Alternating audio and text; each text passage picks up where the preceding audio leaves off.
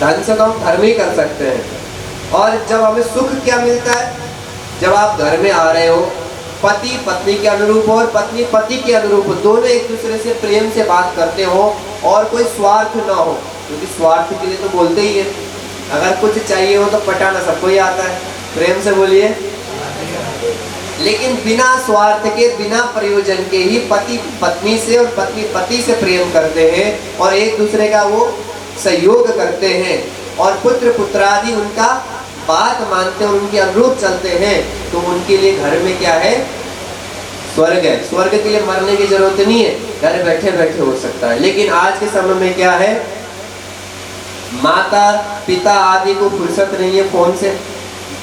बेटे बच्चे को आजकल हम देख रहे हैं, 6 महीने के बच्चे नहीं हुए, खाना खिलाने के लिए क्या चाहिए, मोबाइल चाहिए। जब आप मोबाइल देंगे तभी वो खाना खाएगा, नहीं तो नहीं खाएगा।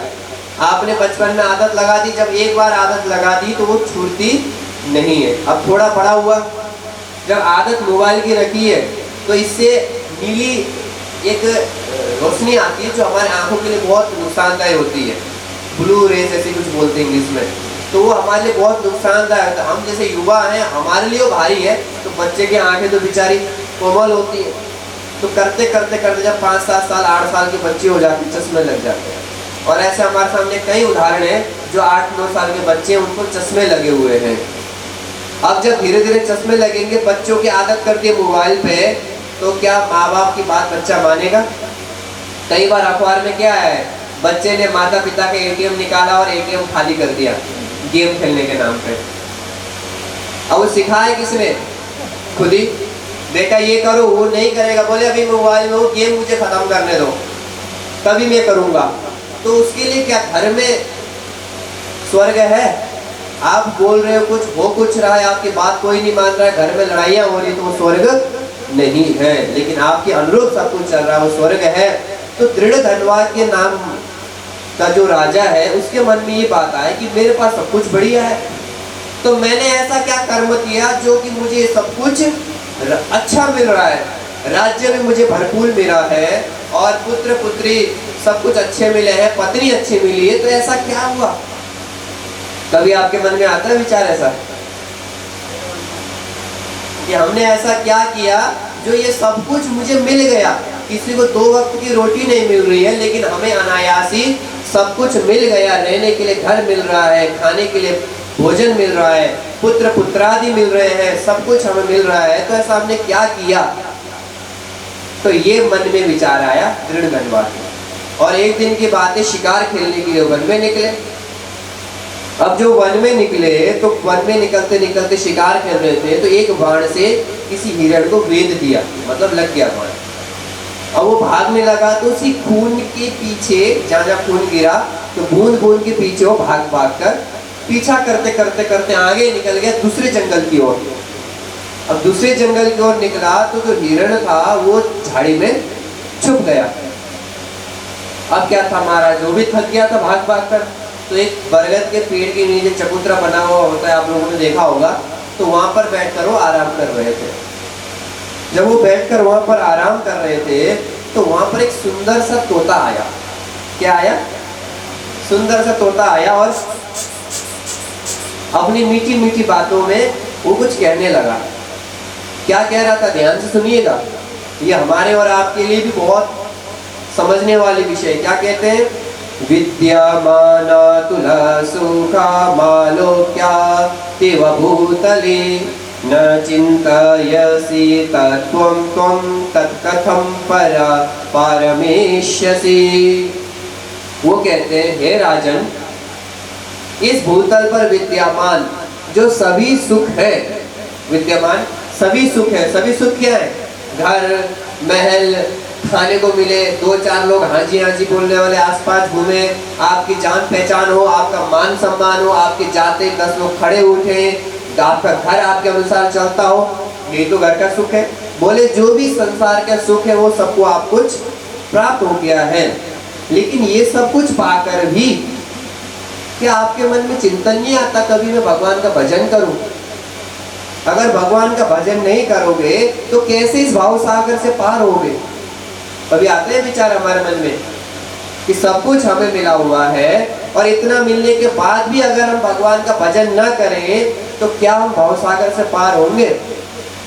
हमारे पास व्यवस्था है, सामर्थ्यता है, तो हम हरिद्वार न जाएं, वृंदावन न जाएं, ऋषिकेश न जाएं और घर में बैठे बैठे रहें तो कैसे?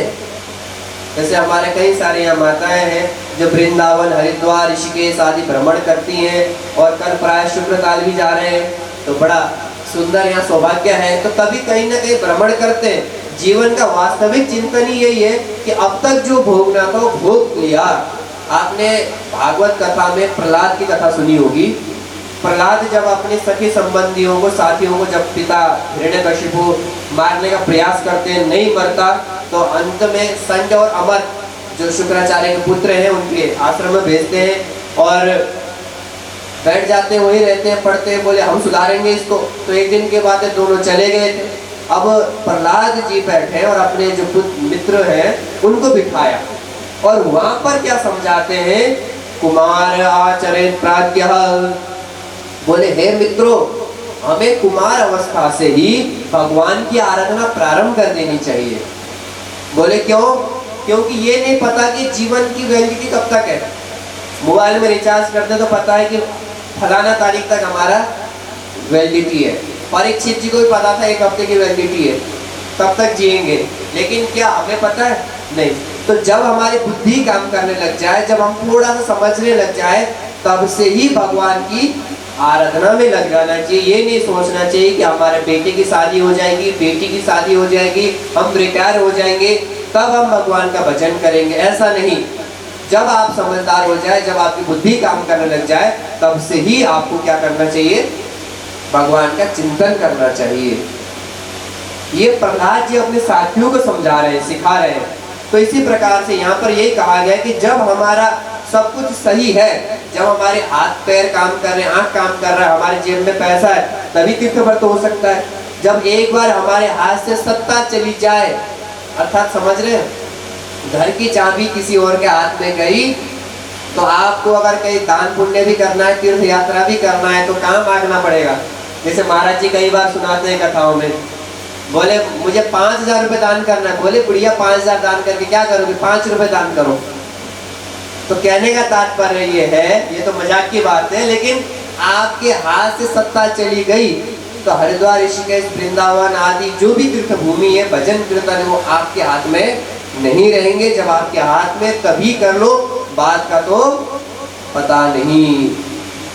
तो ये बात जब उसने सुनी तो राजा बड़ा चिंतित हुआ और चुपचाप होकर राजा अपने महल में आया। जब से वो बात सुनी तोते की, क्या कि सब कुछ मिलने के बाद भी तुम भगवान का भजन नहीं कर रहे हो, तो कैसे भवसागर से करोगे? अब ये सुन के आया है तो तब से बिल्कुल चुप है, किसी से बात भी नहीं करते, मौन है, भोजन अन्न ग्रहण कुछ नहीं करते। जब ये बात पता चली मंत्रियों को, तो सब आके समझाने लगे, बोले महाराज क्या हुआ, क्या हुआ? और सबको पता, अगर किसी की बात ना माने तो एक की बात तो सब सुनते हैं। बोले किसकी?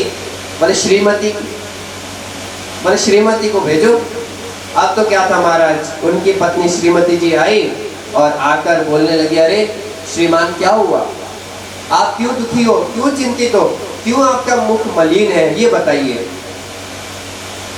खूब उन्होंने कहा, प्रयत्न किया, लेकिन उनकी जो पत्नी के कहने पर भी वो बिल्कुल टस से मस नहीं, उनसे भी कुछ जवाब दिया ही नहीं।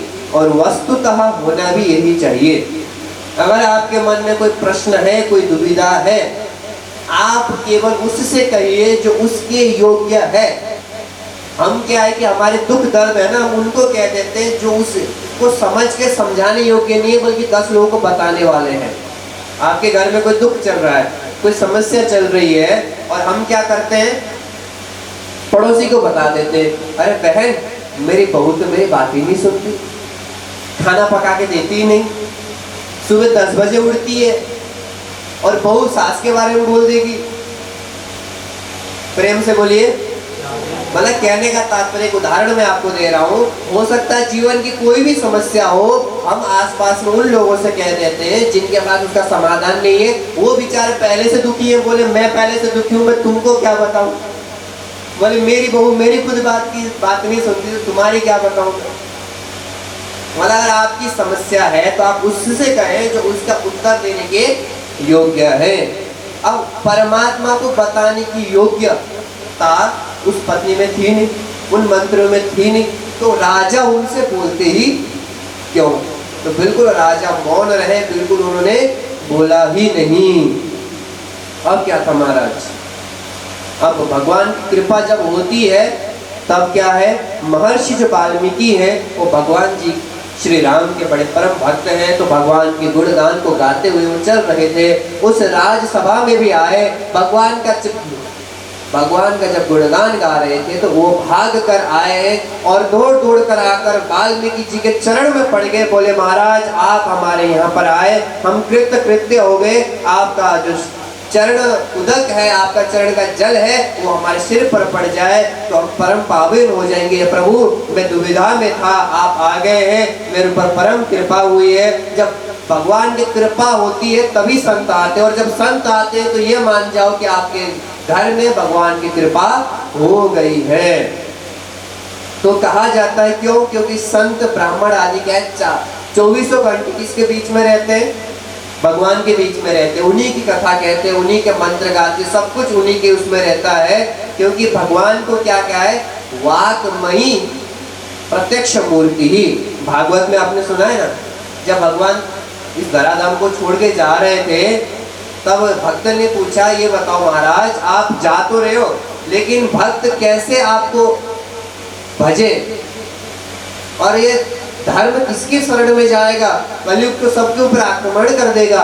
तब तिरोधाय प्रविष्टो यम श्रीमद् भागवतार्णवम, भगवान ने क्या अपना ज्योति जो था वो भागवत में अर्थात जो पुराण है, जो शास्त्र है उसमें विलीन कर दे। इसलिए प्रत्यक्ष हरि ही जो शब्द है, एक एक शब्द है वो हरि है, भगवान है। इसलिए आपने देखा होगा ना गुरु ग्रंथ साहिब में मूर्ति आदि की पूजा नहीं होती, केवल ग्रंथ की पूजा होती शब्द रूप से। तो हमारे भी ये क्या है, शब्द प्रत्यक्ष गोविंद है। तो एक शब्द भी आपके मुख से दाएं बाएं न निकले, क्योंकि शब्द ब्रह्म कहा गया है, शब्द ही ब्रह्म है। तो वो आए हैं, उनका उन्होंने चरण प्रक्षालन किया है और उनको उच्च आसन पर बिठाया है वाल्मीकि जी को। और वाल्मीकि जी को जैसे उच्च आसन पर बिठाया और बिठाने के बाद प्रश्न कर दिया, और कहा गया कि जो जैसे उनको वैसा प्रश्न करें। क्योंकि जब साधु संत आदि आपके घर में आए तो दाएं बाएं के प्रश्न में न उलझाकर आप ये पूछिए कि मेरी मुक्ति कैसे हो सकती है, मेरी परम गति के ये समस्या आ रही है, ये बताइए इसका समाधान क्या हो सकता है। क्योंकि सांसारिक समस्या तो आज है, कल खत्म हो जाएंगी, लेकिन वास्तविक समस्या तो परमात्मा को कैसे पाएं ये है। तो उन्होंने बोला हे प्रभु मैं शिकार खेलने के लिए जंगल में गया था और तोते के मुख से मैंने क्या सुना, विद्यामाना तुला सुखा मालोक्यातिव भूतले न चिंतयसि तत्तत्त्वं तत्कथं पारमेष्यसि। मैंने तोते के मुख से क्या सुना कि ये सब सुख भोग कर भी, ये सब सुख पाकर भी परम पद को तुम पाने का प्रयास नहीं कर रहे हो, तो तुम्हारा उद्धार कैसे होगा। हे प्रभु आप मुझे बताइए कि ये सब कुछ मुझे क्यों मिला है, ये सब कुछ मुझे क्यों मिला है, क्या कारण है ये बताइए मुझे।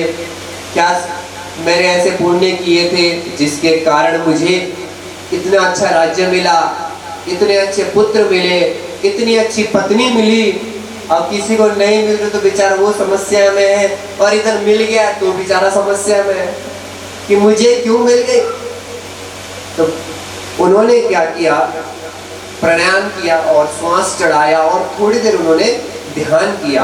और वाल्मीकि जी ने क्या है, जैसे हथेली में आंवला, आंवला या मान लीजिए पुष्प कितना ही बड़ा होता है आंवला, और जितना हाथ में रखकर हम पुष्प के चारों तरफ देख सकते हैं, उसी प्रकार से वाल्मीकि जी ने जब ध्यान किया तो इस पूर्ण ब्रह्मांड को इतना सा मानकर पूरा उन्होंने भूत भविष्य और वर्तमान सब कुछ उन्होंने देख लिया।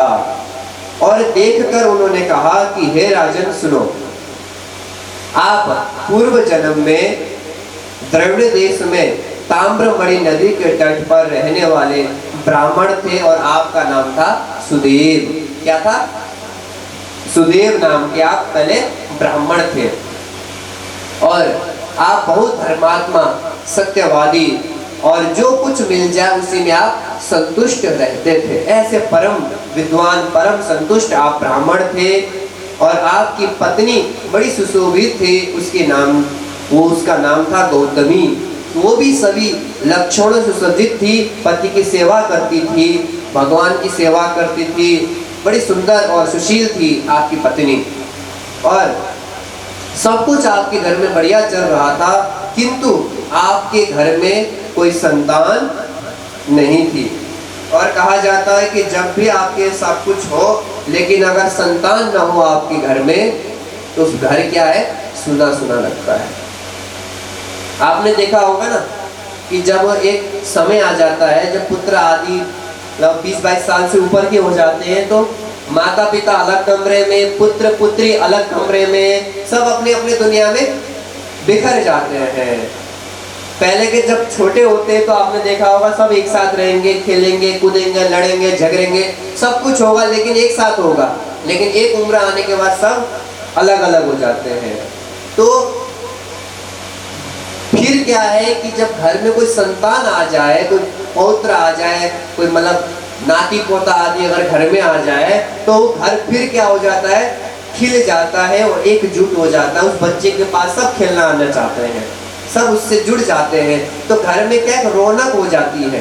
तो अगर उधम भी मचाए तो अच्छा लगता है, रौनक। अगर वो बच्चा अगर 2-4 दिन के लिए अगर अपने, जैसे बोलते हैं नेपाली में, मावला चला जाए, मामा के घर में चला जाए या कहीं चला जाए, तो घर क्या लगता है, बिल्कुल सुना सुना सा लगता है, घर पूरा खाली लगता है, मानो क्या गायब हो गया है।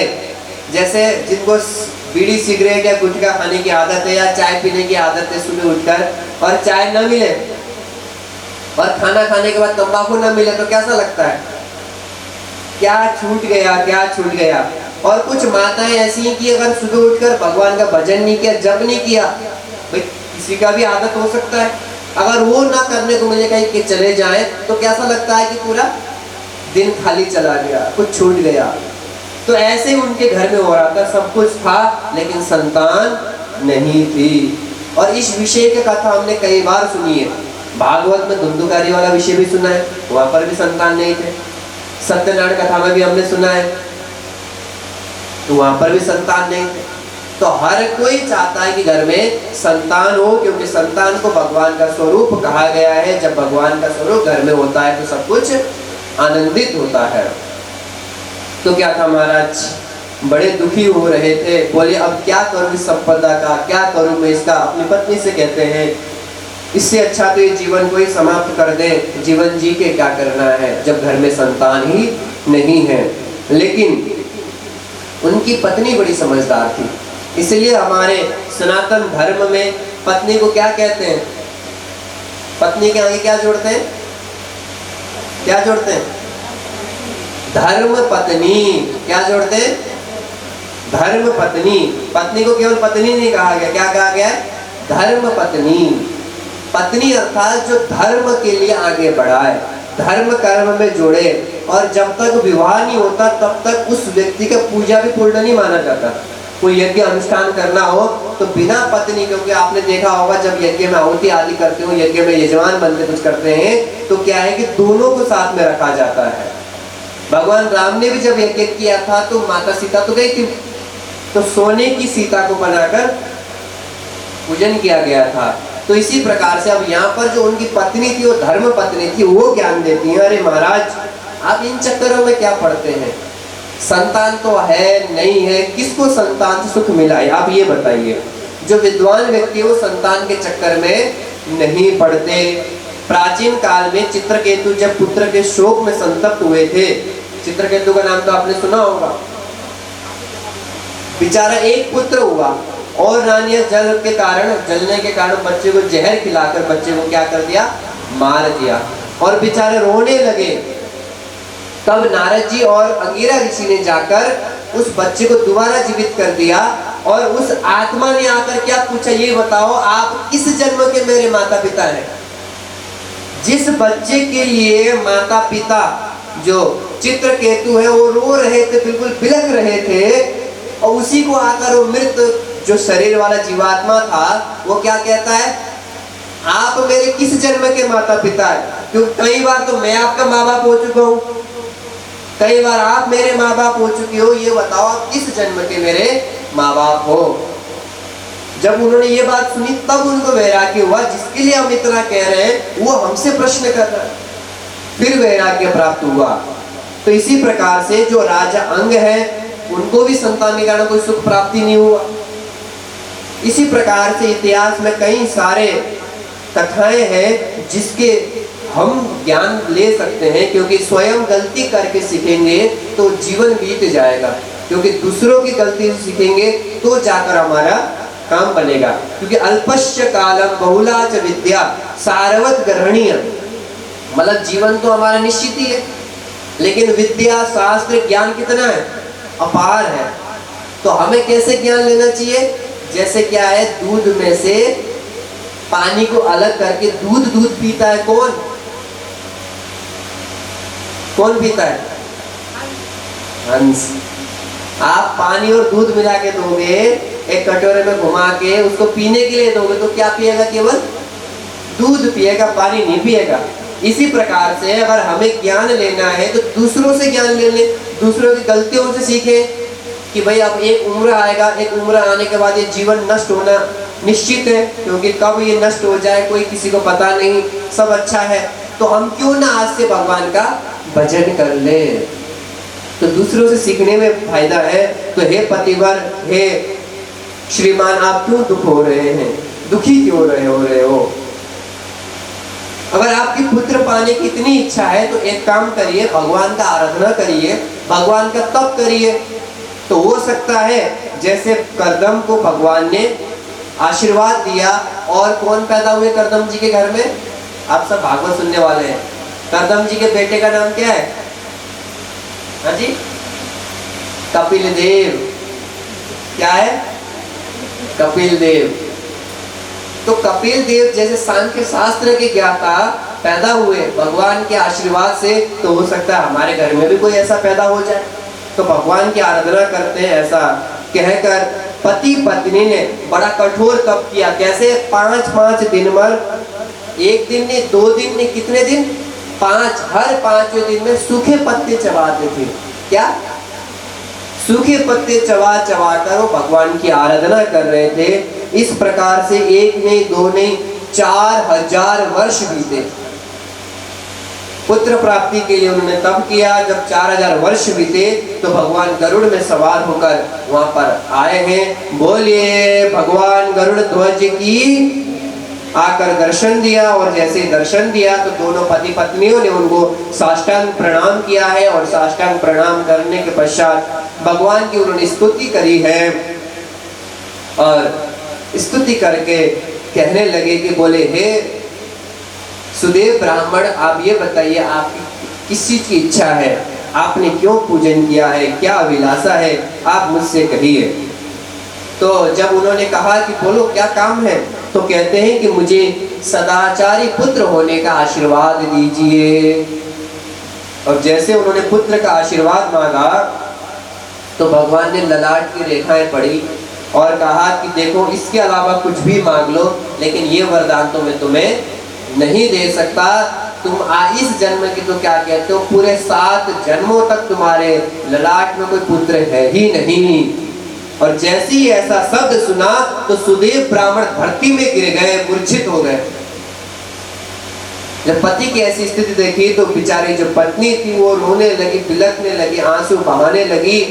और ऐसी स्थिति देखकर गरुड़ जी महाराज भगवान हरि से कहते हैं कि हे प्रभु, आप तो दयानिधि हैं, आप तो भक्त वत्सल हैं, आप ऐसे कठोर कैसे हो सकते हो?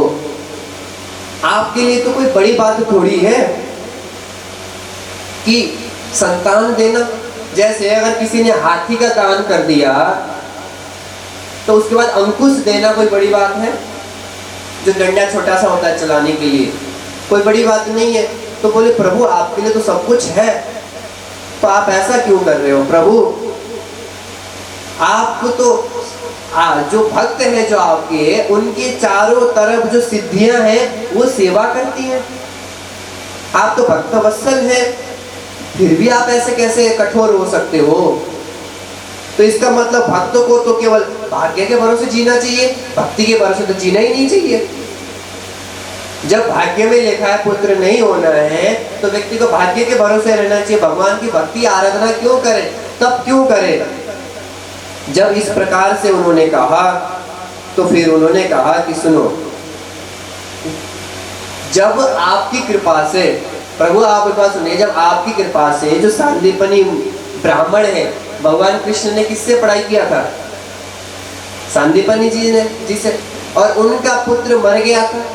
और जब भगवान कृष्ण और बलदाव उनके यहाँ गए थे तो पुत्र के समान मानते थे, और भगवान 64 दिन उनके घर में रहे, और 64 दिन में उन्होंने कितनी कलाएं सीखी थी, 64 कलाएं सीखी थी। लेकिन आज के समय में हम अपने बच्चों को एक कला नहीं सिखाना चाहते। प्रेम से बोलिए। भगवान कृष्ण ने झाड़ू पोछा, खाना पकाना, बर्तन मांजना, नृत्य, गायन, सभी जो काम है उन सभी कामों को सीखा। अर्थात भगवान ये शिक्षा में देना चाहते हैं कि सीखो सब, आना आपको सब कुछ चाहिए। कार चलाना भी आना चाहिए, स्कूटी भी चलाना आना चाहिए, मोबाइल भी चलाना आना चाहिए, लैपटॉप भी चलाना आना चाहिए। लेकिन जब आपको जरूरत पड़े तब चला लो। ये जरूरत थोड़ा कि आपको नहीं करना तो ना सीखें, क्योंकि कब किसको आवश्यकता पड़ जाए। मान लो घर में गाड़ी रखी है और कोई इमरजेंसी हो जाए, गाड़ी भी रखी है, इमरजेंसी है, लेकिन आपको चलाना नहीं आता। मान लो आजकल आपने देखा होगा, हम देखते हैं आजकल के माता पिता अपने बच्चों से अति स्नेह करते हैं, और शास्त्रों में अति को सदा निषेध कहा गया है। और महाराज जी भी कई बार कथाओं में कहते हैं, शास्त्र भी कई बार कह थक गया है, हम भी कई बार कहते हैं कि अति सर्वत्र वर्जयेत्। आजकल हम बच्चों को ज्यादा लाड़ प्यार से पालते हैं, उनको हम खाना पकाना नहीं सिखाते, बर्तन मांजना नहीं सिखाते। अगर कभी गलती से कोई ऐसी समस्या आ जाए, बच्चे अकेले घर में 2-4 दिन रहना पड़ जाए, उसको तो खाना पकाना ही नहीं आता, तो क्या करे बेचारा, उस समय समस्या नहीं हो जाएगी। तो इसी प्रकार से जीवन में कपड़े धोने से लेकर सब काम आना चाहिए, बस करना न करना परिस्थितियों के ऊपर निर्भर है, लेकिन आना सब कुछ चाहिए। आजकल पहले के समय में अलग अलग प्रश्न होते थे, लड़का लड़की को देखने जब जाते हैं ना शादी के लिए, तो आजकल क्या प्रश्न होते हैं पता है, लड़की से क्या पूछते हैं, बोले ये बताओ रोटी पकाना आता नहीं आता। प्रेम से बोलिए। पहले ये पूछते थे कितने पढ़े लिखे हो, लेकिन आज ये पूछते हैं कि रोटी पकाना आता नहीं आता। हमने कईयों को देखा शादी के बाद पति रोटी पकाना सिखाता है। सही कह रहे हैं, हम देखा है हमने कईयों को, और जब बनाते हैं तो कभी नेपाल का नक्शा बनता है, कभी भारत का नक्शा बनता है। तो कम से कम इतना तो बेचारा बेटी और बेटों को रोटी सब्जी पकाना तो, खाना पकाना तो आए। तो बोले प्रभु जब आप उनके यहाँ पर रहे 64 दिन 64 कला सीखी, और गुरु सांदीपनी ने जब गुरु दक्षिणा में आपने कहा क्या चाहिए, तो उन्होंने कहा हमें कुछ नहीं चाहिए, बस हमारा पुत्र हमें लौटा दो। तो प्रभु आपने तब भी तो पुत्र दे दिया था, तो आप तो इतने बड़े भक्त वत्सल है, तो आपको इन्हीं पुत्र देने में क्या समस्या है। जब भगवान को इतना बोला तो भगवान ने कहा ठीक है दे दो पुत्र जाकर। गरुड़ जी को बोला क्या, दे दो पुत्र जाकर। अब गरुड़ जी आए हैं और गरुड़ जी ने बोला कि ठीक है तुम्हें पुत्र होगा, लेकिन पुत्र के साथ साथ तुम्हें पुत्र जनित दुख भी होगा। क्या होगा, पुत्र तो होगा, लेकिन उसके साथ साथ पुत्र के संबंधित आपको दुख भी भोगना पड़ेगा। तो उन्होंने ऐसा कहकर वो वहां से चले गए, बड़े हर्षित हुए हैं, और भगवान के आशीर्वाद से उनके गर्भ में संतान ठहर गई, और 10 महीने में संतान हुआ, पुत्र उत्पन्न हुआ, और बड़ा सुंदर पुत्र था, यशस्वी था। जब थोड़ा बड़ा हुआ तो पिता ने उपनयन संस्कार कराया, यज्ञोपवीत आदि धारण करवाया, जनेऊ आदि धारण करवाया, चोटी रखवाई। आजकल तो हमें शर्म आती है सबको कि भले पंडित जी रखेंगे चोटी और कोई नहीं रखेगा, जबकि सनातनी सबको चोटी रखनी चाहिए। जब हम संबर हेड़ी में कथा में गए थे तो वहां देखा गांव में सभी बच्चों की चोटी रखी थी। उसका कारण एक था कि उसमें एक शिक्षक बड़े अच्छे थे, तो वो सबको पढ़ाते थे, तो उनकी शिक्षा के कारण सबने वहां पर चोटी धारण कर रखी थी। तो हम चोटी को धारण करें, तिलक लगाएं, तिलक लगाने में शर्म आता है, लेकिन आजकल हम देख रहे हैं बड़ा अच्छा आप लोगों ने जो भी भागवत से जुड़े हैं सभी लगा रहे हैं और अपने बच्चों को लगा के भेज रहे हैं। इसी प्रकार से हम करेंगे तो हमारा सनातन बढ़ेगा। शर्म करने की आवश्यकता नहीं है, ये तो हमारा गर्व है, हमारा स्वाभिमान है, तो हमारी संपत्ति है। तिलक, चोटी, बड़ों की सेवा करना, नमस्कार करना, चरण छूना, ऐसे में कोई शर्म नहीं, ये तो हमारा संपत्ति है। इसीलिए तो भारत को क्या कहा जाता है? विश्व गुरु। भारत के पास कोई अधिक संपदा थोड़ी है।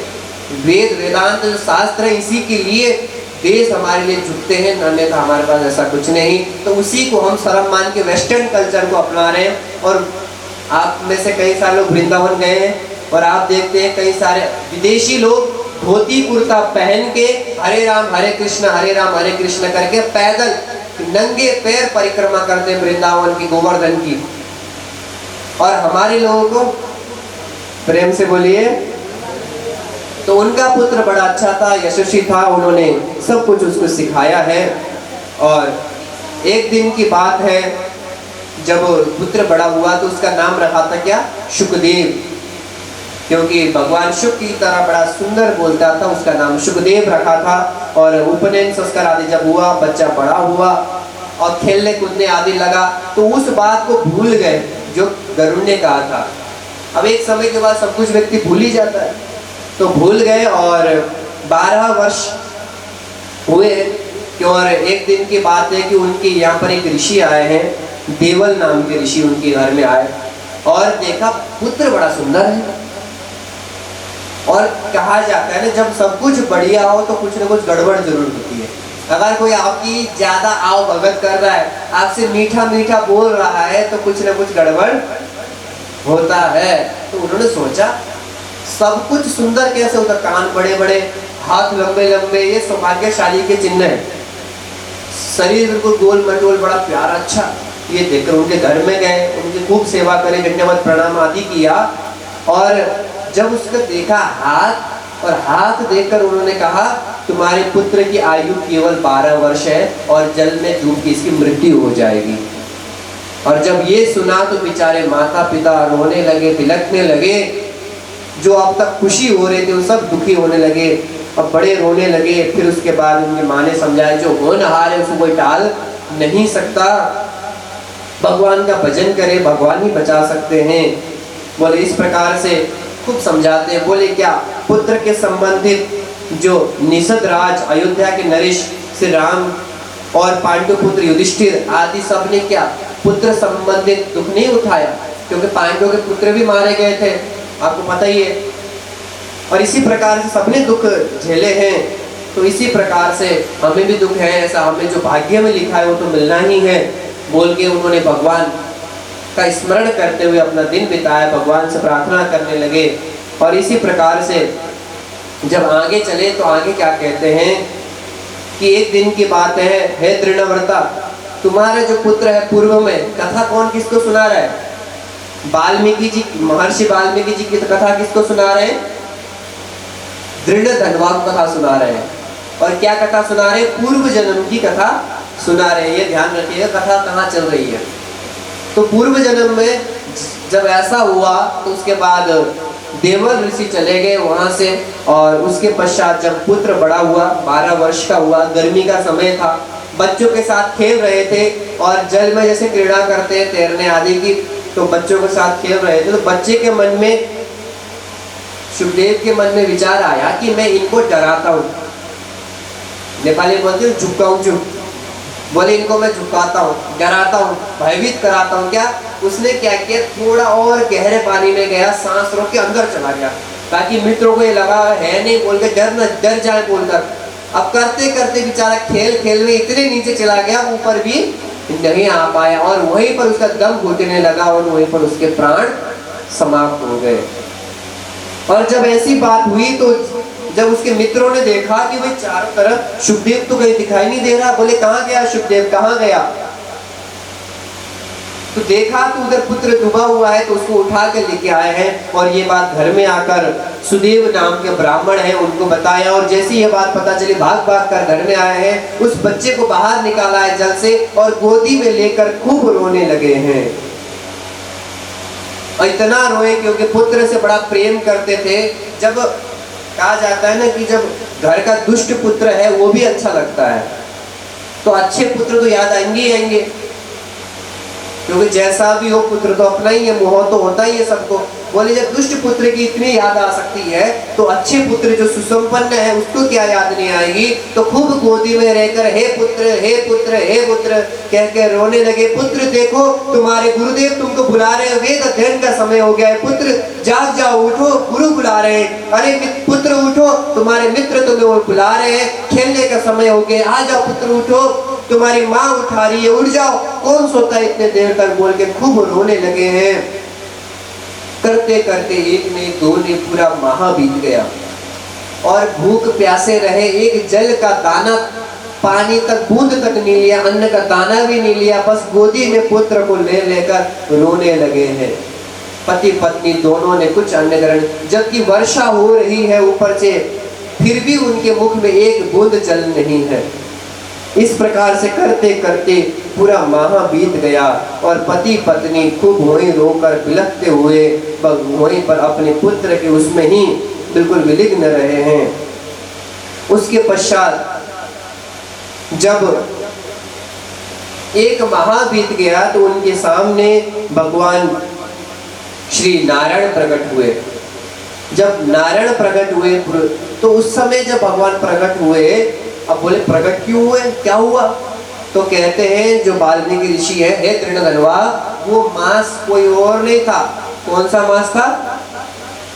पुरुषोत्तम मास। कौन सा मास?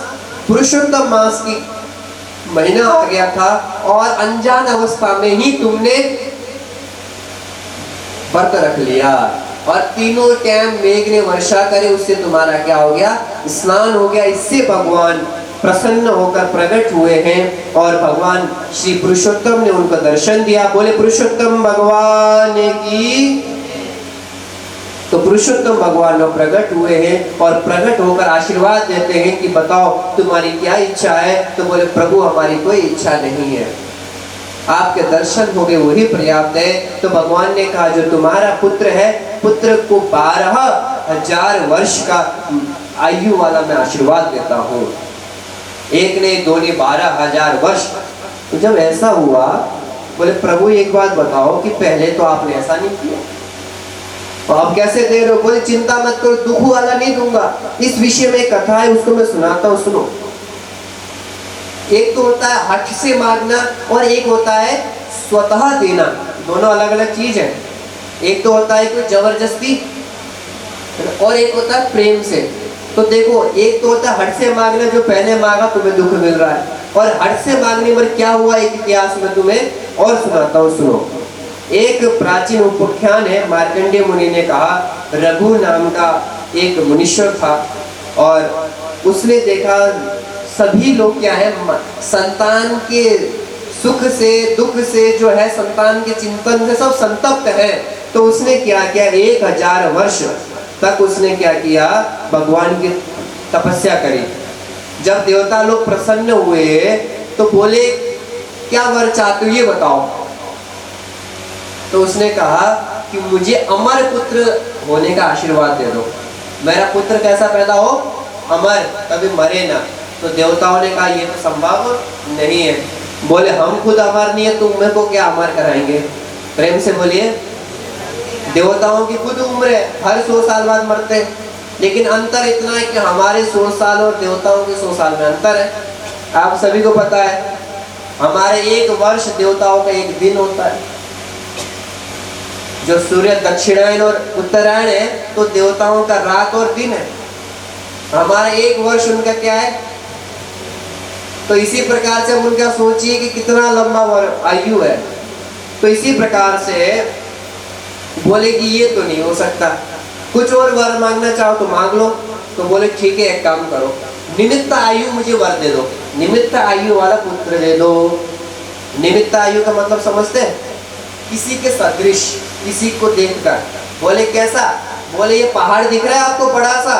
बोले हाँ, जब तक ये पहाड़ रहेगा तब तक मेरा पुत्र जीवित रहे। जैसे हिरण्यकशिपु ने वरदान मांगा था ना, क्या क्या वरदान मांगा था? न दिन में मरूं, न रात में मरूं, न पृथ्वी में मरूं, न आसमान में मरूं, न किसी मनुष्य से मरूं, न देवताओं से मरूं, न अस्त्र से मरूं, न शस्त्र से मरूं, क्योंकि उसने भी कहा था मुझे अमर बना दो, तो ब्रह्मा जी ने कहा मैं खुद अमर नहीं हूँ। तब उसने निमित्त क्या मांगा था? वरदान मांगा था। तो इसी प्रकार से इसने भी क्या मांगा कि जितना, जब तक ये विशाल पर्वत रहेगा तब तक मेरा पुत्र रहे।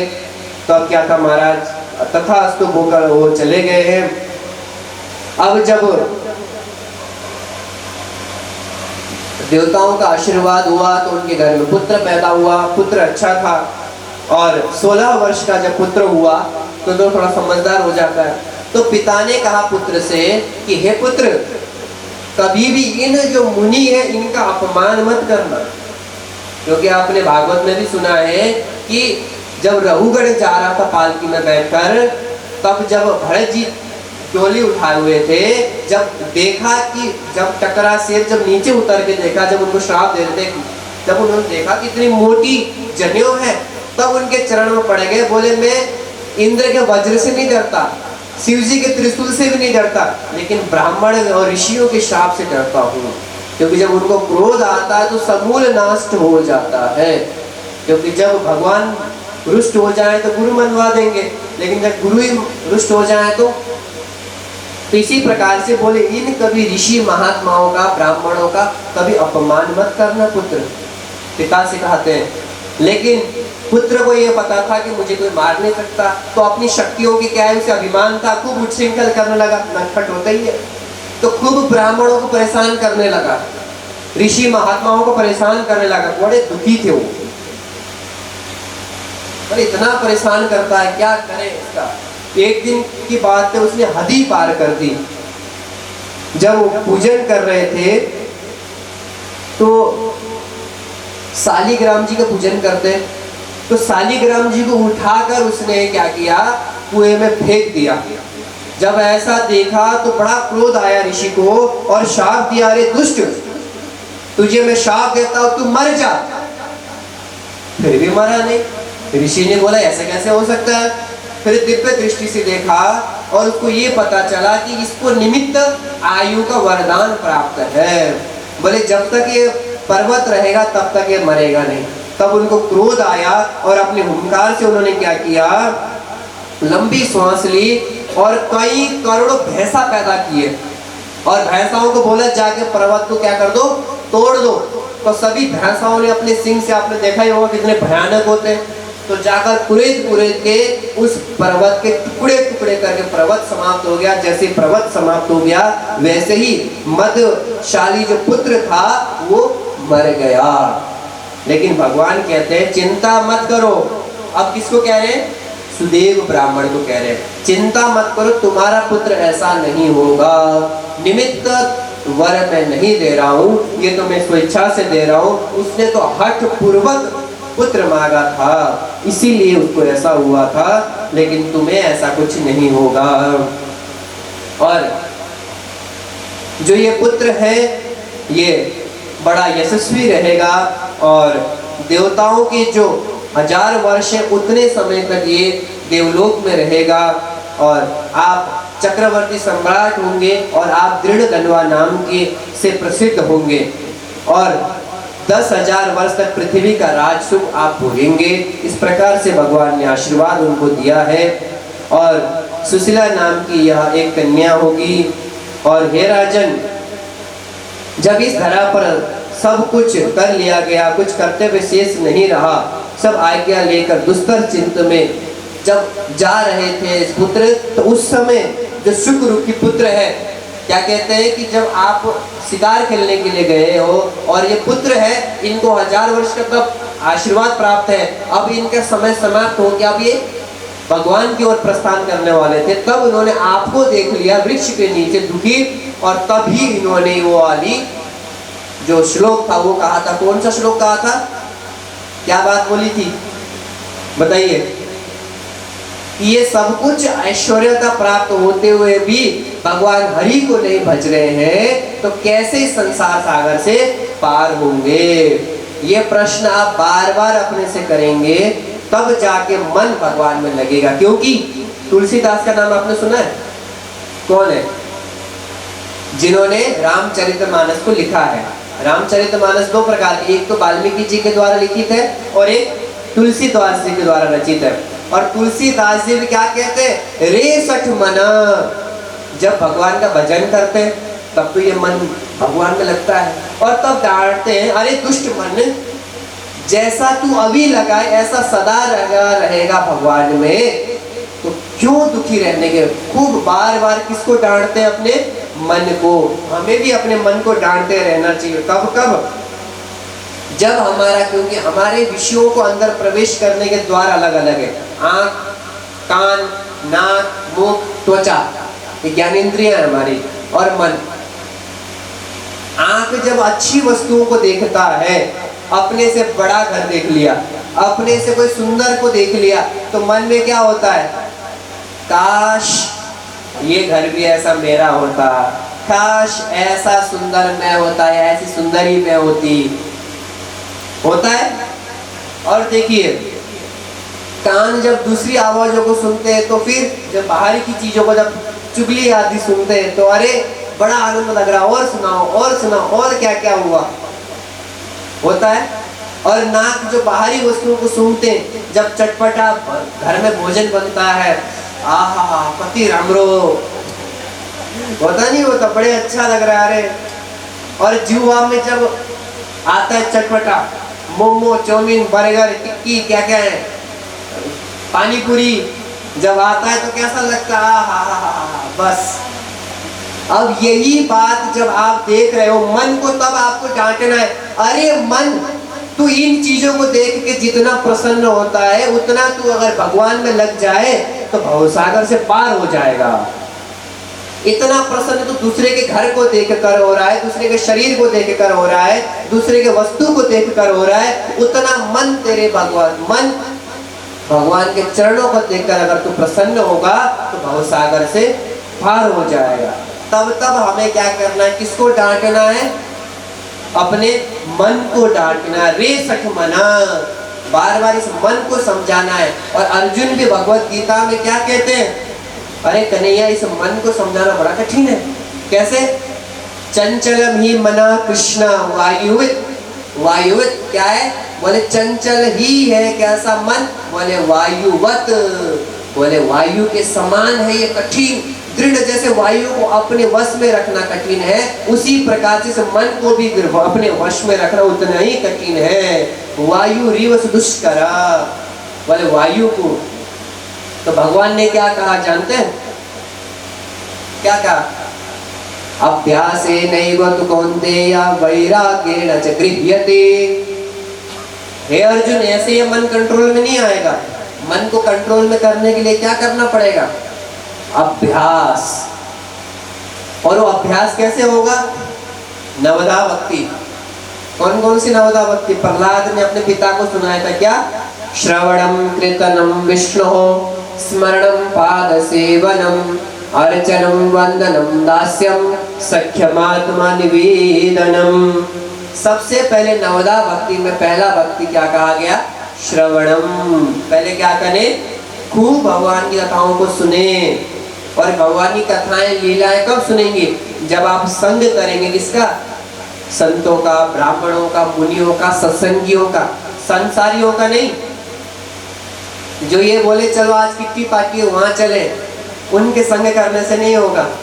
संग किसका करना पड़ेगा, जो हमारी माताएं हैं इनका, जो सदा भगवान के भजन में लगी रहती हैं, जो है सब भगवान का है, अपने पास कुछ नहीं रखना।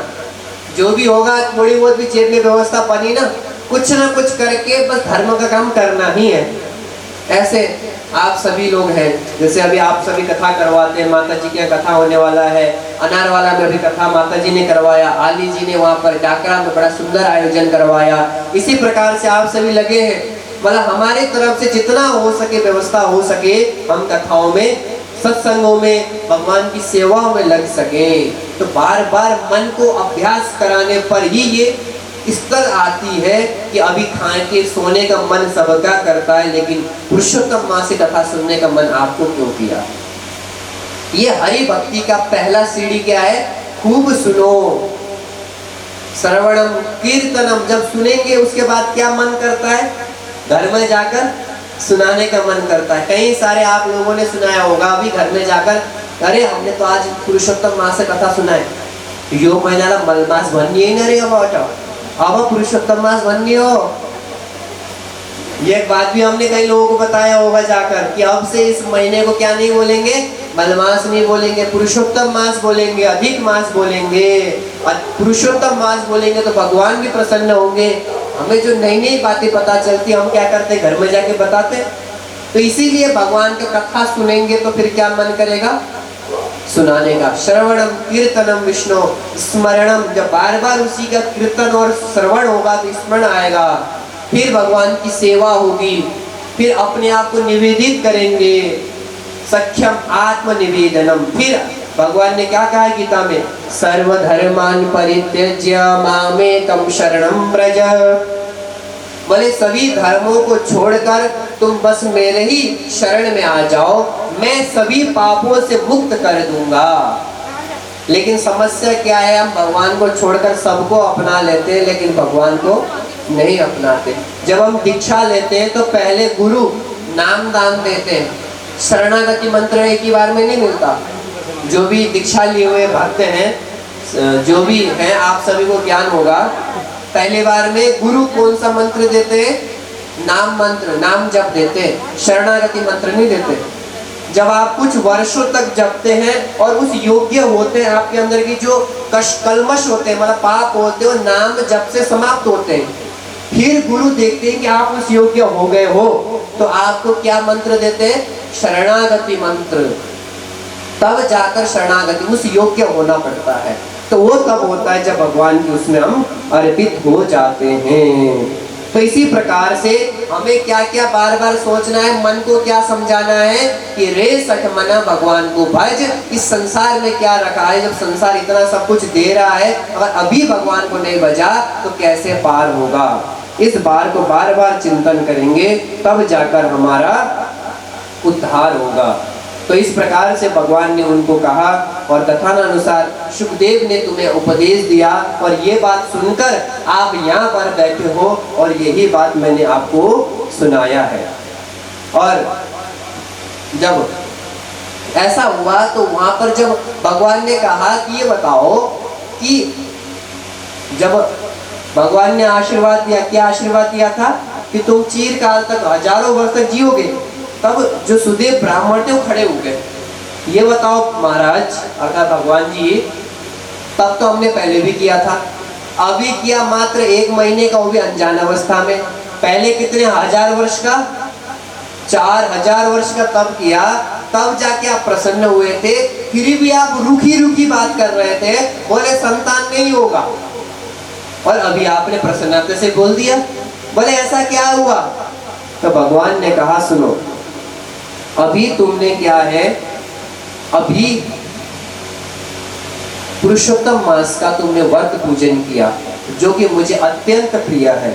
सभी मास प्रिय है किंतु उससे अत्यंत प्रिय क्या है, पुरुषोत्तम मास मुझे उत्तम है, वो मुझे बहुत अच्छा लगता है। और पुरुषोत्तम मास ऐसा है कि वो वैकुंठ लोक को भी प्राप्त कराता है यदि कोई एक दिन भी क्या एकाम्युपावासं यः करोत्यस्मितपोनिधि असावन पानानि भस्मीकृत्य द्विजोत्तमा। यदि कोई व्यक्ति केवल एक दिन का भी पुरुषोत्तम मास में व्रत रख लेता है तो उसको वैकुंठ लोक की प्राप्ति हो जाती है। इतना श्रेष्ठ पुरुषोत्तम मास है और तुमने क्या है, अनजान अवस्था में ही पुरुषोत्तम मास का व्रत कर लिया। जब तुम्हारा पुत्र मरा तो उसके बाद पुरुषोत्तम मास लग गया था, और पुरुषोत्तम मास लगने पर तुम्हें पता नहीं था, लेकिन तुम पुत्र मोह में रो रहे थे, बिलख रहे थे, तुमने कोई जल भी ग्रहण नहीं किया, अन्न भी ग्रहण नहीं किया, और तुम्हारा क्या हो गया, महीने भर का व्रत हो गया, उपवास हो गया। और आजकल हम उपवास के नाम पे क्या करते हैं, प्रेम से बोलिए, कुट्टू के आटा लेके आएंगे, उसका पकौड़िया बनाएंगे, आलू की काट काट कर, कभी लौकी का, कुछ ना कुछ। जितना हम बिना उपवास में भोजन नहीं करते उससे ज्यादा भोजन तो हम उपवास में कर लेते हैं। तो उपवास का अर्थ है आपका उपवासा। उप कहते हैं समीप में, किसके समीप में, भगवान के समीप में। जब आप भोजन करते हैं तो आपका आलस्यता, देखा होगा आपने, खाना खाने के बाद नींद आती है, आलस्यता आता है, जमाई आती है, बैठा भी नहीं जाता, मन बड़ा चंचल होता है, क्योंकि हमारा मन किससे बनता है? अन्न से। मन किससे बनता है? अन्न से। और जैसा खाए अन्न वैसा होए मन। आपने खाया है अन्न, और अन्न पता नहीं कितने दोषों से लिप्त होता है, इसीलिए तो निषेध करते हैं। अन्न में कई प्रकार के दोष होते हैं, इसीलिए भगवान को भोग लगा के ग्रहण करने का प्रावधान है। लेकिन प्रायः घर में हम ऐसा भोजन बनाते ही नहीं जो भगवान को भोग लग पाए। तामसी राजसी भोजन बनाते हैं, बिना लहसुन प्याज के तो नाक से अंदर, मुख से अंदर, गले से अंदर जाता ही नहीं। प्रेम से बोलिए। और आजकल टमाटर इतने महंगे हो रखे, लेकिन पति की जेब फिर भी खाली करनी है। प्रेम से बोलिए। तो मतलब हम किसके लुलुपता हो गए हैं? जिह्वा। और कहा भी गया है 2.5 इंच जीभ की सजा। 2.5 इंच, जीभ कितने इंच का है? 2.5 इंच का है। अगर उसको हमने सजा दे दिया तो पूरे शरीर की मजा। 2.5 इंच जीभ की सजा, पूरे शरीर की मजा। लेकिन 2.5 इंच जीभ की मजा तो पूरे शरीर क्या हो जाएगी? सजा। अगर इसको सजा दिया तो इसको मजा, इसको मजा दिया तो इसको सजा। अब ये आपके ऊपर निर्भर करता है कि हम किसको क्या देना चाहते हैं। तो जितना साधारण भोजन करेंगे, उपवास का अर्थ ये है आप कि साधारण बिल्कुल, किसी को बीमारी भी हो सकती है तो इसका मतलब कोई व्रत नहीं रखा, मतलब आप बिल्कुल हल्का, जैसे लोग की आदि होगी, हल्का आपने ले लिया, मतलब आपने रखा तो उपवास है, लेकिन ध्यान बार बार किचन में जा रहा है तो उसका भी कोई लाभ नहीं है। तो आप भले उतना ले, क्योंकि भागवत के महात्म्य में भी आता है श्रवण विधि में, और इसमें भी आगे वर्णन है, क्योंकि इस प्रसंग के बाद फिर श्रवण विधि का एक पूर्ण वर्णन है कि कैसे कैसे करना है। तो उपवास का अर्थ यही है कि भगवान के वास में रहे, भगवान का चिंतन रहे, क्योंकि जितना पेट खाली होगा उतना भगवान का मन स्मरण होगा, क्योंकि ना तो आपको भूख लग रही। और आप कभी ध्यान देना, मन से सोचना कि मुझे आज व्रत रखना है, तो उस दिन आपको भूख लगेगा ही नहीं। आप ध्यान देना। और जब आपने सोच लिया व्रत नहीं है, तो सुबह 8 बजे आपको नाश्ता चाहिए तो चाहिए, 12 बजे 2 बजे भोजन चाहिए तो चाहिए, रात को 8 बजे भी भोजन चाहिए तो चाहिए। लेकिन अगर आपने मन में सोचा है कि नहीं भोली तो मैले व्रत राख्ने हो, आज व्यासजीले भन्नुहुन्छ कि एक दिन उपवास गरे पार वैकुंठ लोक पनि पाइन्छ, भनेपछि एक दिन तो मैले राख्छु। और आपने सोच लिया एक दिन भी मैं रख लूंगा या रख लूंगी जिससे कि हमें वैकुंठ लोक प्राप्त हो जाएगा, तो सोचिए देखना कल आपको भूख लगेगी ही नहीं तो आप करके देखना, किसी और के कहने पर नहीं, अपने मन से। क्योंकि इसका प्रैक्टिकल हमने 2 महीने किया पूरा। 2021 में लॉकडाउन लगा हुआ था, कुछ काम तो था नहीं, तो 2021 में जब लॉकडाउन लगा दोबारा वाला, पहले वाले में नहीं दूसरे वाले में, तो पूरे 2 महीने तक सुबह 12 बजे तक तो पानी भी नहीं, 12 बजे केवल जो फलों का जूस होता है, फलों का जूस, और शाम को केवल फल, इतना लेकर भी 2 महीने आनंद रहा। और इतना आनंद रहा, उसके बाद आप कोई भी आसन करने को बोलो सारे आसन हो जाते थे। उससे पहले तो नाक से घुटना नहीं छू सकते थे, क्योंकि पेट सामने आ जाता है।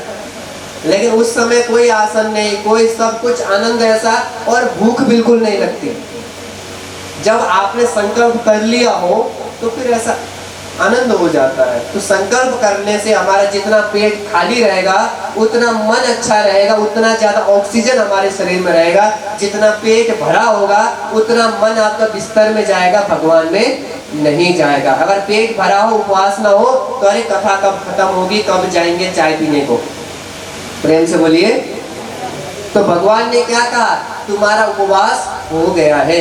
तो हमें उपवास में अगर हमारे शरीर में सामर्थ्यता है तो पेट क्या करना है, भरना है कि नहीं भरना? आज के बाद भरेंगे? मत भरिए, भरने से कोई लाभ ही नहीं, इससे अच्छा भोजन ही कर लीजिए। अगर इतना ही ज्यादा है तो केला वगैरह एक आध चीज आप ले सकते हो, अगर शरीर में ज्यादा ही कमजोरी हो रही है। लेकिन अगर न करने से हो सकता है तो केवल जल पीकर ही करें। और प्राय आप में से एकादशी का व्रत तो बहुत सारे लोग रखते ही है, तो महीने में एक एकादशी का व्रत आप रख लेंगे, 2 ही आते हैं बस 15-15 दिन में, तो उससे भी अभ्यास बन जाएगा। इसी बहाने कम से कम भगवान से जुड़ तो लेंगे। और जब जब खाना भी दिखेगा, चलो कोई बात नहीं, खाना देखकर खाने का मन भी कर रहा है, लेकिन आप पास में जाते ही आपके मन में विचार आ जाएगा, नहीं नहीं नहीं, आज तो मेरा क्या है, उपवास है, नहीं लेना। तो खाने को देख कर भी भगवान का ध्यान आएगा, तो कोई बात नहीं, कैसे भी रख लो, लेकिन व्रत रख लो। तो भगवान ने कहा तुम्हारे अनजान अवस्था में तुम्हारे द्वारा व्रत रखा गया और वृष्टि हुई, बारिश हुई, जैसे आज के समय में होती है मलमास पुरुषोत्तम मास में, तो वर्षा होती रहती, तो बाहर थे तो नदी के किनारे, तो पानी पड़ने से नहलाना वैसा उनका हो गया, प्रतिदिन नहाना हो गया, तीनों टाइम का नहाना हो गया। तो बोले इस प्रकार से तुम्हारा व्रत पूरा हुआ, इसीलिए मैं बड़ा प्रसन्न हूँ, इसीलिए जो तुम्हारा पुत्र है बड़ा अच्छा होगा, दृढ़ वाला होगा और तुम्हारा सुख प्रदान करने वाला होगा और 12,000 वर्ष तक यह सुख भोगकर वैकुंठ को प्राप्त करेगा। इतना सुंदर आशीर्वाद दिया। जब कहते हैं ना प्रसन्न करके तो कोई हमारे प्राण भी ले ले, लेकिन गुस्से से 1 इंच भी हम कुछ लेने वाले नहीं होते हैं। आप स्वयं अपने घर में देख लिए, अगर कोई बच्चा अगर प्रेम से आपका मन बहलाकर मांग ले तो आप कुछ भी दे देंगे, कोई भी मांग ले, मित्र बंधु भाई सब, लेकिन अगर गुस्से से वही बात कहे तो प्रेम से बोलिए। तो पहले हठ पूर्वक पुत्र मांगा गया था, लेकिन इस बार स्वतः भगवान की कृपावश उनको प्राप्त हुआ है। तो कृपा और हठ में यही अंतर होता है। पहले के समय में राम ने भरत को कहा तुम ये राज्य रख लो, भरत ने कहा प्रभु मैं नहीं रखूंगा, ये आप ही रखो, आपका है। ऐसे पहले के राम और भरत होते थे, तो भाई भाई का नाम आता है तो राम और भरत का आता है। और जब तक 14 वर्ष तक वो वनवास रहे, तब तक उन्होंने राजगद्दी तक नहीं, राजगद्दी में उन खड़ाऊ को रखा, नीचे बैठकर ही, भूमि से नीचे बैठकर उन्होंने राज्य को चलाया। तो पहले ऐसे राजा हुआ करते थे, भाई भाई हुआ करते, लेकिन आज के समय में प्रेम से बोलिए, जबकि वो छोड़ के जाना यही है। और जिसके लिए हम ले रहे हैं, किसके लिए लेते हैं? संतानों के लिए, और उनका भरोसा नहीं, कल देखेंगे नहीं देखेंगे। और कोरोना से बड़ा प्रमाण हमारे पास कोई है ही नहीं। कोरोना में हमारा सगा संबंधित हमें देखने तक नहीं आया। तो सोचिए कई बार ऐसी परिस्थिति हो जाए, जिनके लिए हम ये लड़ाई झगड़ा करके 1 इंच भूमि के लिए लड़ रहे हैं, कल वही हमें देखेंगे नहीं देखेंगे, इसका कोई गारंटी नहीं। इसलिए जो है प्रभु आपका है, बस मैं तो आपका हूँ और प्रभु आप मेरे हैं। तो यही हुआ। और इसी प्रकार से पुण्य नाम का जो नरक से तारे, उसको क्या कहते हैं? पुत्र। तो सुखदेव जी जो कहते हैं वो क्या कहते हैं? मैंने इसीलिए आपको कहा कि पुत्र किसे कहते हैं। यहाँ पर लिखा है पुण्य नाम नरकात् यतुस्तु त्रायते पितरम सुतः। पुण्य नाम का नरक होता है, उस नरक से जो तारे उसको कहते हैं पुत्र। अगर वो नरक में नहीं तार रहा है और नरक में डाल रहा है तो पुत्र नहीं है। लेकिन सुखदेव ने अपने पिता को बोध कराया तोते के रूप में आकर, तब जाके उन्होंने प्रश्न किया और उस प्रश्न करने के पश्चात वो ज्ञान अर्जुन को प्राप्त हुआ। और उसके बाद सुदेव नाम के ब्राह्मण और गौतमी नाम की उनकी पत्नी पुत्र सुदेव होके अपने घर में गए और उन्होंने सोचा कि अनजान अवस्था में व्रत रखने से पुरुषोत्तम मास का इतना बड़ा फल प्राप्त होता है, तो अगर हम जानबूझकर श्रद्धा भक्ति से अगर व्रत उपासना करेंगे तो क्या नहीं मिलेगा। तो ये सोचकर उन्होंने प्रति तीसरे वर्ष में आता है, हर वर्ष नहीं आता पुरुषोत्तम मास, जैसे महाराज श्री ने आपको पूर्व में बताया, और कि हर तीसरे वर्ष में पुरुषोत्तम मास आता है। तो हर तीसरे वर्ष में जो 1 माह आता है, जैसे ज्यादातर नेपालियों में तो ये है, लेकिन अन्य लोग नहीं करते। नेपालियों में शादी के बाद पति पत्नी अलग रहने का प्रावधान बनाया गया। वस्तुतः शादी के बाद पहले वर्ष में नहीं होना, तो नियम के अनुसार से हर वर्ष ही अलग रहे, अर्थात हर तीसरे वर्ष में, क्योंकि वो महीना हमारा किसके लिए है? भगवान के आराधना के लिए है, भगवान के चिंतन के लिए है। पहला ही वर्ष चिंतन का थोड़ी होता है। लेकिन अन्य समाजों में तो वो भी नहीं करते। कम से कम उस समाज में, 1-2 समाजों में कम से कम एक बार तो बाहरते ही है। लेकिन हो सके, क्योंकि जब तक पता नहीं था तब तक जो चल रहा था वो चल रहा था, लेकिन जब पता चल गया तो हो सके तो इस पुरुषोत्तम मास में हमें क्या करना चाहिए? प्रति तीसरे वर्ष में कम से कम सब अलग रहकर जितना हो सके भगवान का आराधना पूजन करेंगे तो कई हजार वर्ष तप करने का जो फल है वो हमें प्राप्त हो जाएगा। इस प्रकार से उन्होंने उनको सुनाया और बड़े आनंदित होकर इस जीवन को बिताने लगे हैं। फिर उसके पश्चात जो राजा दृढ़धनवा है, उन्होंने ये पूछा कि महाराज अब ये बताइए कि इसके सेवन की विधि क्या है, कैसे इस व्रत को हमें रखना चाहिए, ये बताइए। तो कहते हैं कि सुनो, मुक्ति की कामना करने वाले पुरुषोत्तम मास का सेवन किस प्रकार से करें और भक्ति की लाभ चाहने वाले किस प्रकार से हम करें। अगर कोई व्यक्ति, क्योंकि व्रत भी अलग अलग विधान से होते हैं, एक तो होता है सकाम और एक होता है निष्काम। अगर सकाम करता है तो उसकी कामनाएं पूरी होती है, लेकिन भगवान को प्रसन्नता उसी से प्राप्त होती है जो निष्काम रूप से भगवान को भजता है, भगवान की पूजन करता है। और हो सके तो व्यक्ति को पुरुषोत्तम मास में बिल्कुल ब्रह्मचर्य का पालन करते हुए भगवान का आराधना करे, सब कुछ को छोड़कर।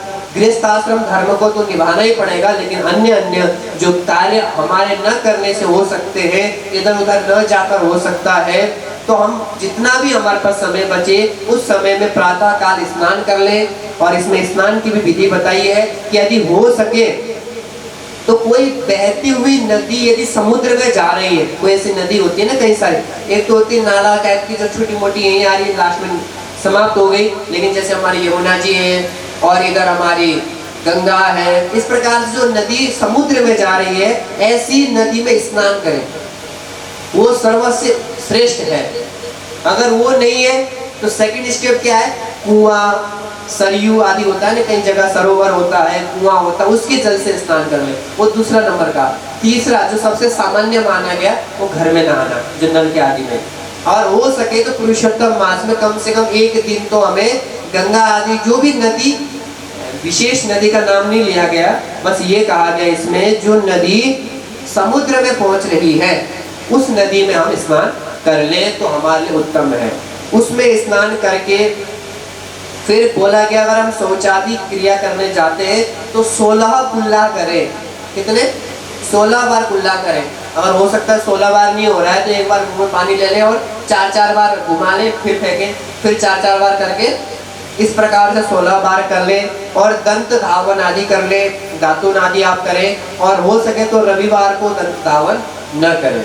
इस प्रकार से समझाया गया है। और हो सके तो भगवान लक्ष्मी नारायण की पूजन करें और सदा उनका स्मरण करें, और भगवान शिव जी पार्वती की भी उपासना करें, क्योंकि वो सब एक रूप है, भगवान शिव जी पार्वती। और हो सके तो आपके समीप में यदि कोई देवालय हो तो उन देवालयों में जाके पूजन करें, आराधना करें। अगर प्रतिदिन हो सके तो प्रतिदिन, नहीं तो जब भी व्यवस्था हो सके तब भगवान की पूजन करें। और तिलक लगाएं, पीले रंग का तिलक लगाएं, सफेद रंग का लगाएं, तो सफेद रंग से शांति प्राप्त होती है, इस प्रकार से बताया गया है। और जो लाल तिलक है वो सबको वश में करने वाला होता है, और पीला तिलक समस्त रिद्धियों को देने वाला होता है।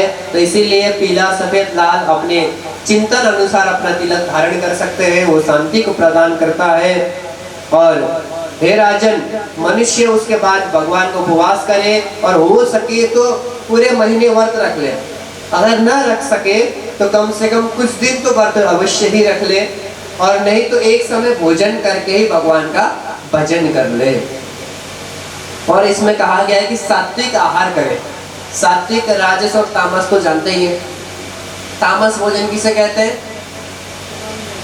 हाँ जी, हाँ समझ गए। और राजस जो चटपटा भोजन है, और सात्विक बिल्कुल साधारण।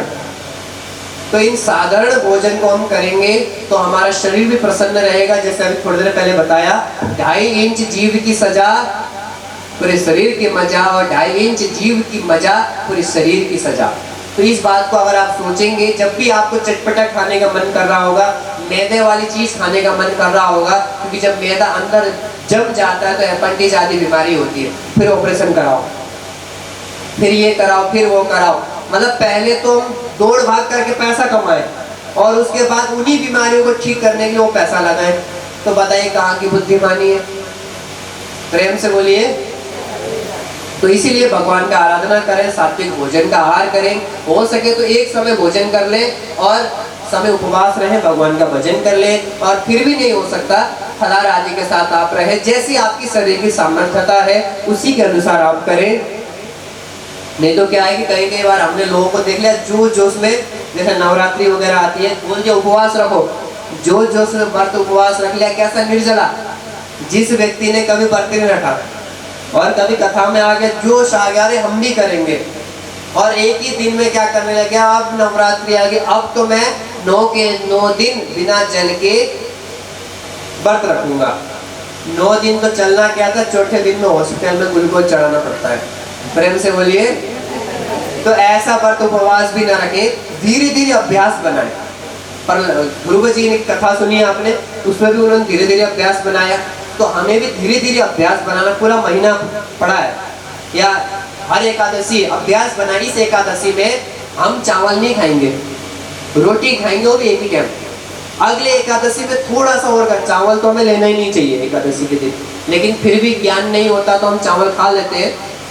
तो चावल को कीड़े के समान कहा गया है एकादशी के दिन, इसलिए चावल का सेवन वैष्णव लोगों को, जो अपने आप को विष्णु का पुत्र मानते हैं, हम विष्णु भगवान के संतान हैं, भगवान हमारे आराध्य भगवान विष्णु है, उनको मानते हैं, तो उनको चावल नहीं ग्रहण करना चाहिए। बाकी अन्यों को तो हम कह नहीं सकते। प्रेम से बोलिए।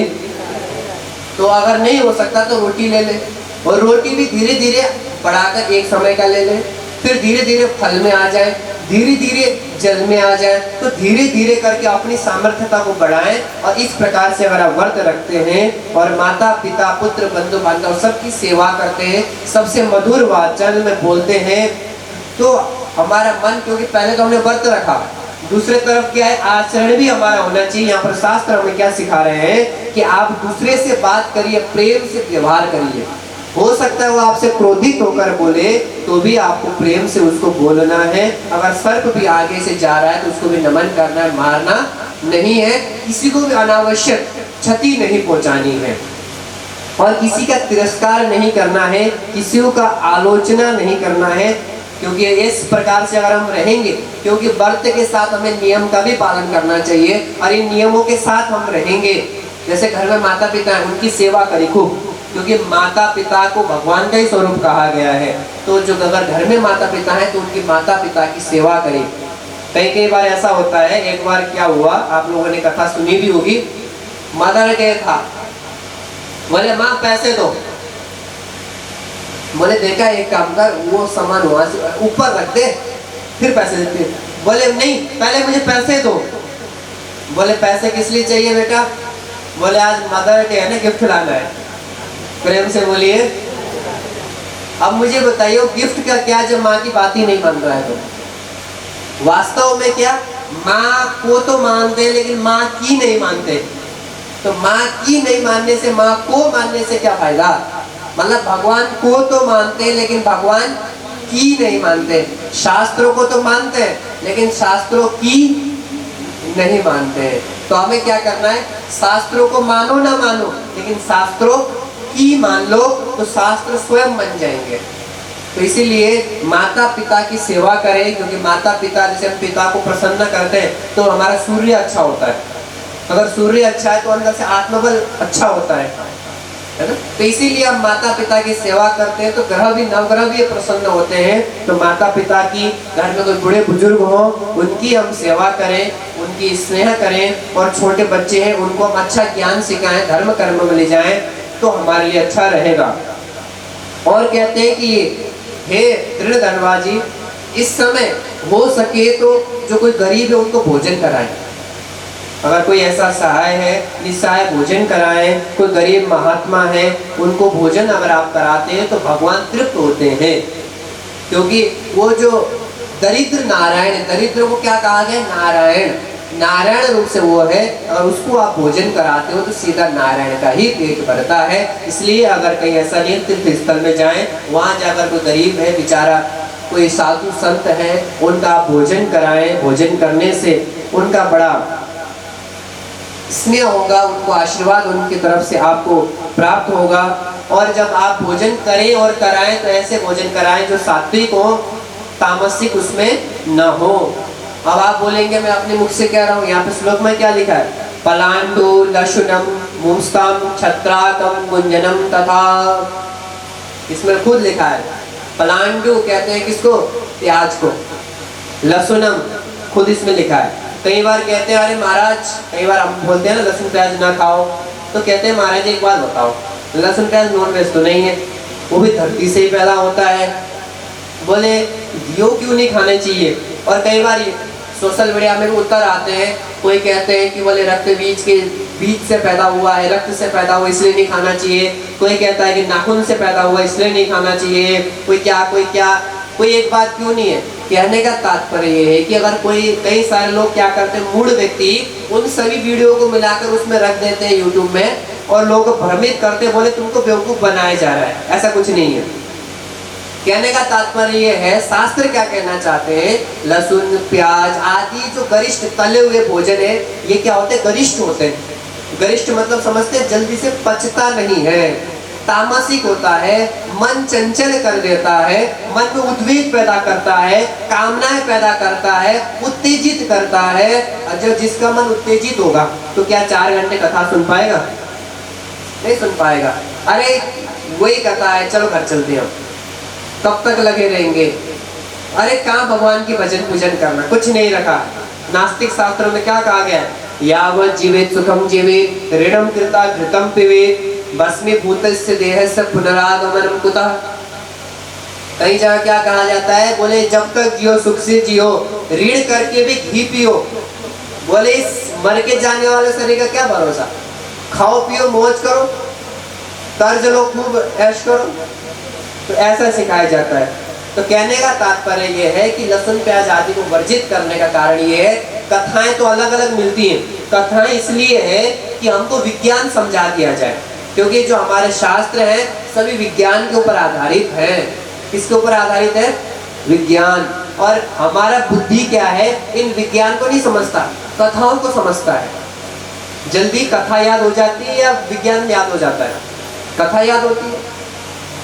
तो इसीलिए कथा के रूप से कहा जाता है कि भले दानवों के रक्त से बना है, अरे ऐसा है तो नहीं खाएंगे। मतलब व्यक्ति भले विज्ञान में न जाए पर नहीं तो खा रहा है, तो न खाने से क्या होगा? ऑटोमेटिकली, जैसे अभी सुदेव ब्राह्मण ने अनजान अवस्था में भगवान की उपासना करी, उपवास रखा, अनजान अवस्था में रखा, अग्नि यहाँ पर दिया जल रहा है, आप आंख बंद करके हाथ रखो, जलेगा नहीं जलेगा? या करंट आ रहा है, हाथ रख लो बिना जाने, करंट लगेगा नहीं लगेगा? तो इसी प्रकार से जो विज्ञान है, आप मानो या न मानो, उसमें तो होना ही है। लेकिन शास्त्र हमारे पर कृपा करके, भगवान ऋषि मुनि आदि हमारे पर कृपा करके उन्होंने कथा के रूप से लीलावती कलावती की सत्याणी कथा बना दी। इसी प्रकार से यहाँ पर कथा के रूप से समझाया जा रहा है कि तामसिक भोजन को न खाने से हमारा मन शांत होता है, और शांत मन ही भगवान का भजन कर सकता है। इसलिए हो सके तो इन तामसिक पदार्थों से, राजसिक पदार्थों से दूर रहो, जिससे कि मन सात्विक हो। और कई बार कहते हैं अरे वो फलाना व्यक्ति तो लहसुन प्याज नहीं खाता लेकिन गुस्सा बहुत करता है, ऐसे भी आते हैं। कई बार बोलते होंगे आप लोगों को भी, जिन लोगों ने अभी दीक्षा ले रखी और छोड़ रखा हो, अरे आपस में भले डायरेक्ट ना बोले पर अरे 2 बजे लेता लहसुन प्याज खाना वंच कर खूब गुस्सा कर। कई जगह बोलते भी होंगे, लेकिन उनसे ये बोलिए कि कोई बात नहीं, आप गुस्सा करते नहीं करते, गुस्सा तो पहले का खाया हुआ निकल रहा है।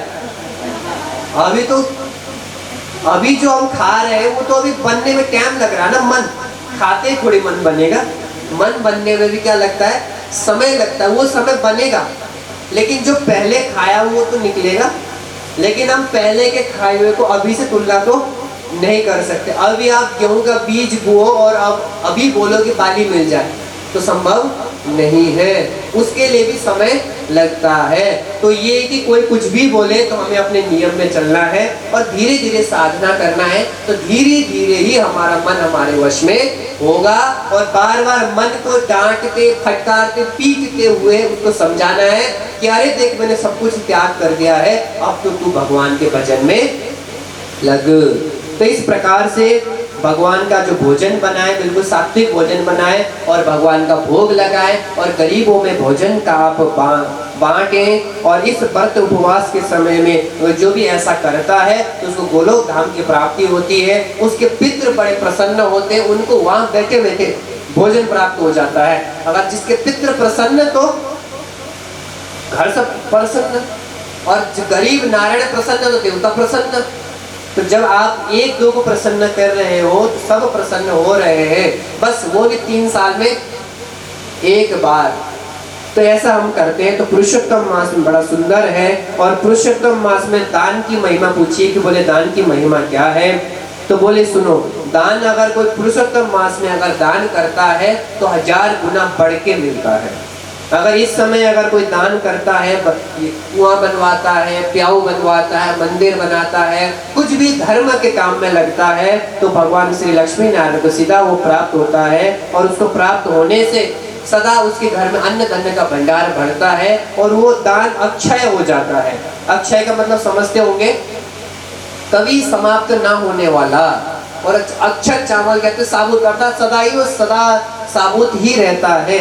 इसीलिए कहते हैं ना, तीर्थ में जाकर आप पाप करोगे वो भी अक्षय हो जाएगा और पुण्य करोगे वो भी अक्षय हो जाएगा। इसलिए तीर्थ में जाकर कभी भी हमें पाप नहीं करना चाहिए। तीर्थ में जाकर आजकल हम देखते हैं फैशन बन गया कई लोगों का, वहीं जाकर साबुन लगाएंगे। और जबकि कहा गया शास्त्रों में जब हम स्नान करें तीर्थों में तो कभी भी साबुन का स्नान न करें। और शास्त्रों में यहाँ तक भी कहा गया मल घर्षणम, शरीर को रगड़ना भी नहीं है, मल भी ना निकले। और नहा के हम जब बाहर आए तो तौलिए से शरीर पहुंचना भी नहीं है। उसका जो जल है हमारे शरीर में सोच ले। जैसे हम पूजन करने के बाद पंडित जी क्या कराते हैं, जल नीचे छिड़का के शक्राय नमः बोल के माथे में टीका लगवाते हैं ना। कहने का तात्पर्य है कि लिक्विड में एनर्जी ज्यादा इकट्ठा हो जाती है।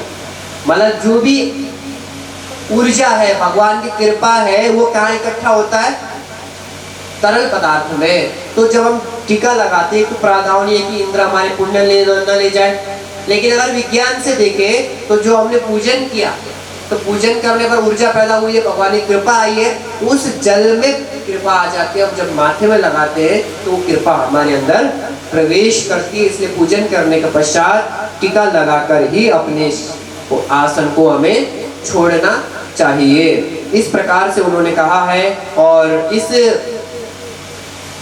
पुरुषोत्तम मास में दीप दान की भी बहुत बड़ी महिमा कही गई है कि अगर हम अपने व्यवस्था अनुसार, सामर्थ्य अनुसार तीर्थों में जाकर या मंदिरों में जाकर दीप दान करते हैं तो हमारे जो अंदर का ज्ञान है, क्योंकि दीप किसका प्रतिबिंब है, प्रकाश का। प्रकाश किसका, ज्ञान का।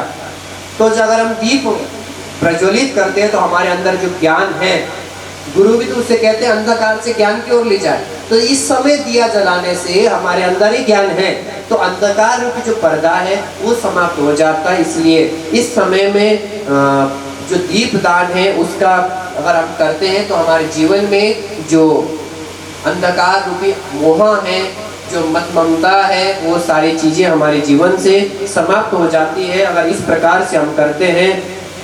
और जितना हो सके इस समय में कहा गया है कि दूसरे के ऊपर, इसमें कहा गया है कि जब आप व्रत में रहते हैं तो लोभ ना करें।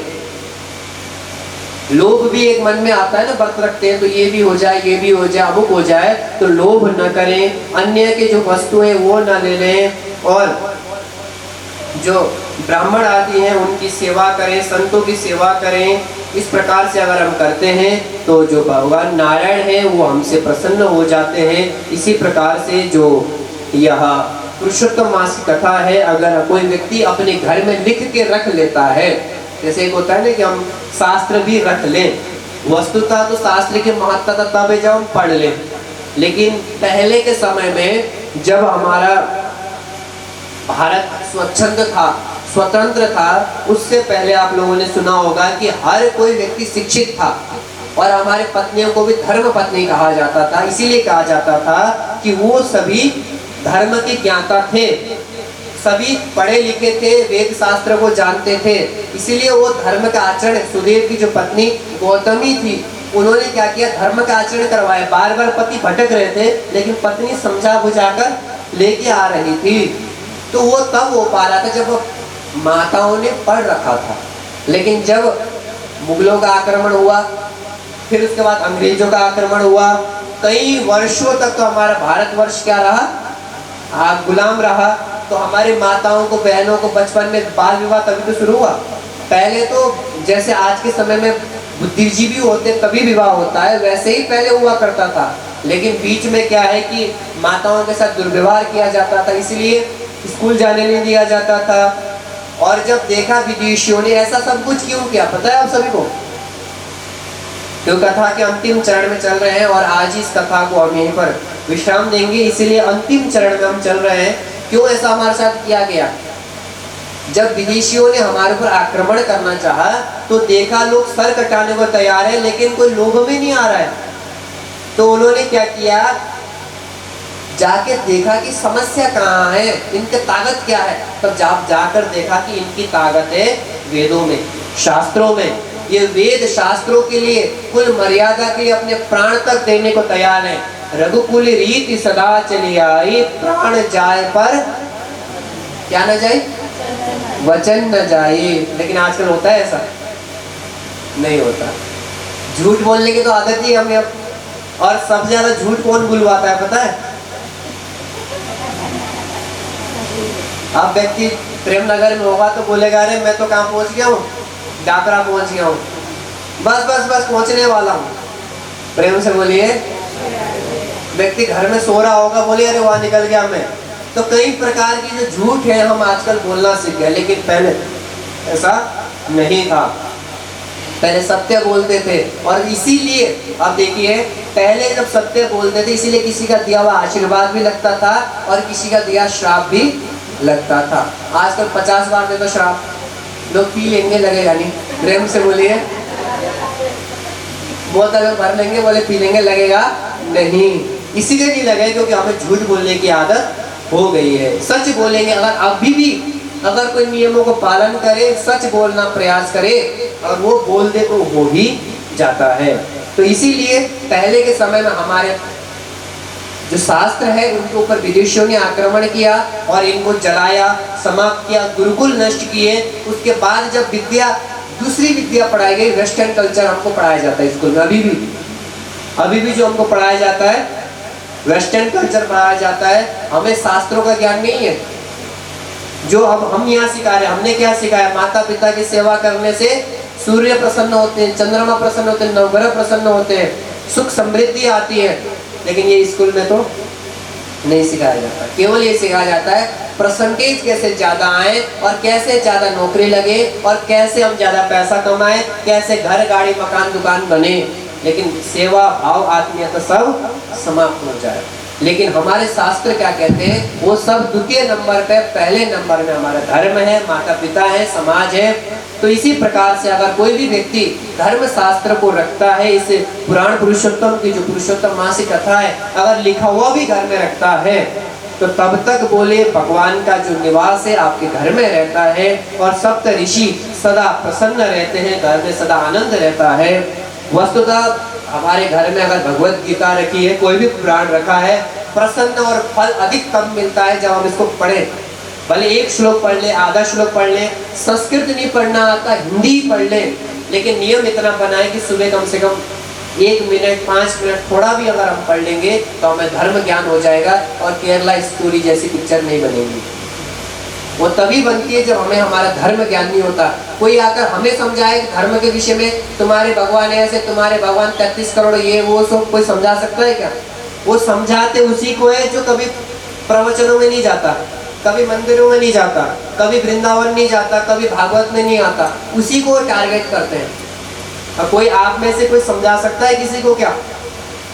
आप उसे उल्टा ही समझा के भेज दोगे, वो समझ बुझा के आप ही के धर्म में आना चाहेगा, आपको अपने धर्म में परिणित नहीं करेगा। वो धर्म में परिणित तो तभी करता है जब हमें हमारा धर्म ही नहीं पता। इसीलिए प्रयास करें कि हम अपने घर में धर्मशास्त्र को रखें और भगवान का सदा चिंतन करें। और आप सभी ने इस पुरुषोत्तम मासिक कथा को बड़े सुंदर भाव से श्रवण किया।